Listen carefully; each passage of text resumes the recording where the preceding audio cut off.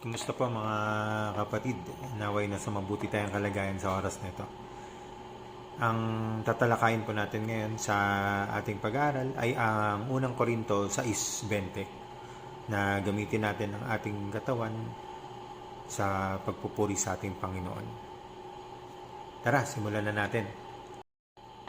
Napakaganda ng ating topic for today kasi ang pinag-uusapan dito ni Apostol Pablo ay ang paggamit ng ating katawan sa pag-serve kay Lord. Kasi tayo ay free, no? May kalayaan tayo kasi tinubos tayo ng dugo ni Kristo. Pero yung freedom na yan ay freedom yan from sa kasalanan.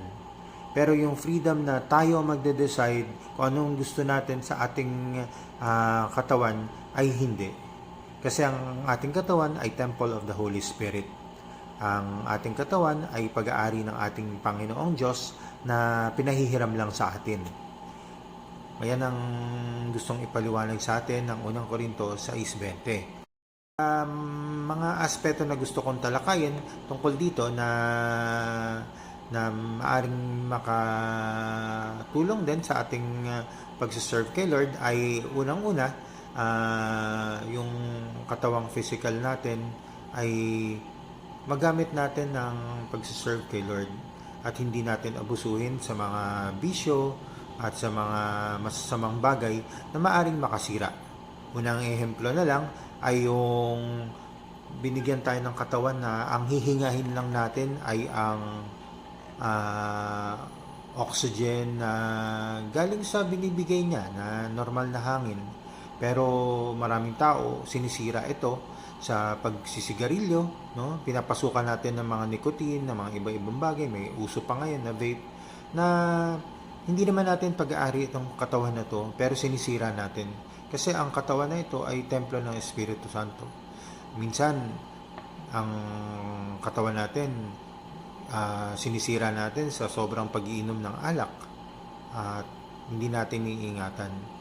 Tapos sa huli, pagsisisihan natin na hindi natin nagamit ito sa pagsiserve kay Lord ng yung katawan natin. Kaya mabuting alalahanin natin na habang malakas tayo at ay binibigyan tayo ng kalakasan ng ating Panginoon, ay gamitin natin sa pagsisilbi kay Lord. Hindi tayo pwedeng mamangka sa dalawang ilog na habang nagsiserve tayo kay Lord ay nagbibisyo din tayo.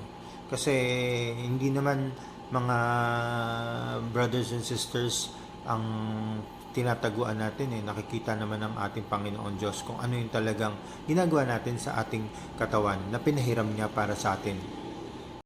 Ang isa rin na ang katawan natin ay kasama din dyan ang espiritong pinahiram sa atin. Kaya tayo tumitindig, kaya tayo nabubuhay, ay dahilan sa espiritong pinahiram sa atin ng ating Panginoon Diyos na dapat nasa loob ng espiritu natin. Ang example ko, kunyari, itong bote na to ay yung physical natin. Pero kaya gumagalaw hindi naman kayang gumalaw ng bote mag-isa. Pero ang katawan natin nakakagalaw, no? Kaya nga pag may mga hindi naniniwala kay Lord na nagtanong sa akin, paano raw papatunayan na may Diyos? Madali lang. Wala pa naman na imbento na bagay na nabubuhay na kahit walang battery.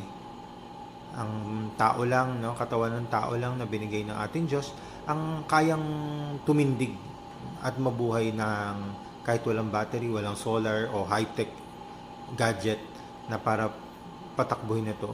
Simula pa lang nung pinanganak ka, nasa sinapupunan ka pa lang ay tumitibok na ang iyong puso hanggang sa huling hininga mo. Walang makakagawa niyang ganyang bagay. Kaya yung espiritong pinahiram sa atin, yung breath of life na yan, ayan din ay kasama, no? Kaya nga temple of the Holy Spirit. Kasi yung espiritu na yan, espiritu ng Diyos na pinahiram sa atin, na dapat ay malinis na bagay lang ang nakakapasok sa ating katawan upang magamit sa pagsiserve kay Lord. Minsan nagagamit yung sarili natin sa mga hindi magagandang bagay, sa mga paninirang puri sa ibang tao. Kaya iiwasan po natin yung mga ganung bagay kasi ang katawan natin ay dapat purely magagamit sa kabutihan na para kay Lord. Kaya nga naniniwala ako na kung gagamitin natin ang ating katawan natin para sa pagsisilbi kay Lord, ay hindi tayo lagi niya tayong poproteksyonan sa mga sakit, sa mga hindi magagandang bagay, kasi nakakagawa ka ng mga maka-Diyos na bagay na makakapagluwalhati sa Kanya. Kaya kapatid, maikli lang ang ating katuruan ngayon, pero napakalaki ng impact sa atin, kasi ang ating katawan ay hindi natin pag-aari. Ito ay pag-aari ng ating Panginoon.